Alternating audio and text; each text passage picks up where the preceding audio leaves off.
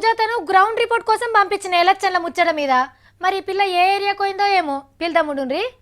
సుజాత, ఓ సుజాత. సావిత్రి, ఇవాళ నేను ఇక్కడ బస్సు కాడికి వచ్చిన. అయ్యో, ఇక్కడ నడదామంటే రోడ్డు చక్కగా లేదు, ఇంటికి మధ్యలో ఏం మెట్లేం లేవు, ఎట్లా ఉంటాలో ఏందో నాయన. పట్టుకోబుజ్జి. అమ్మ, ఈ ఏరియాలో ఇంత ముందు గెలిచిన లీడర్ ఉన్నాడు కదా అమ్మ, మరి ఆ లీడర్ తో మీరు ఇట్లా మాకు ఇది అంత ఇబ్బంది అవుతుంది. ఎక్కి చూసి వెళ్ళిపోతారు, ఇంకేం చేస్తారు. అంతేగాని మరి మీరు అందరు చేయనప్పుడు మీరు పోయి ఇంటికి పోయి అడగలే కదా, ఎందుకు అడగలేదు? ఇంకా వాళ్ళ ఇల్లు మాకు తెలియదు కదా మేడం. 15 సంవత్సరాల కాడ నుంచి ఉంటారు ఇక్కడనే. ఓట్లు వేసినామా ఇది వరకు ఎప్పుడన్నా? ఎన్ని పార్లు వేసినావు? ఇప్పటికి 5-6 సార్లు వేసినా మేడం. 5-6 సార్లు?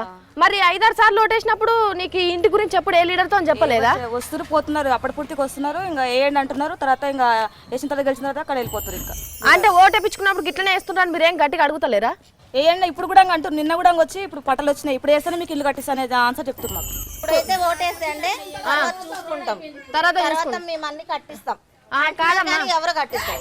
30-40 కుటుంబాలు ఉన్నాయి. ఒక్కరే కూడా ఓటు వేయడానికి వెళ్ళాం. మీ గల్లీ నుండి ఓటు వేయదు. మాకు ఏ లీడర్ లేదు, బస్సులో లోకల్ లీడర్ లేదు, నా అక్కడ లీడర్లు లేరు, ఎవరు లేరు.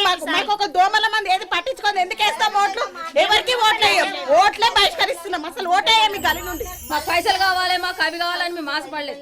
ఏదో మా గల్లీకి ఇంత రోడ్ వేస్తే చాలు, లైట్లు వేస్తే చాలని క్లాస్ పడి వేస్తున్నాం మేము. ఈ అక్కలను అడుగుతా ముచ్చట గిట్లున్నది. మరి ఇంటి పెద్ద గిన్నెని అడుగుదాము.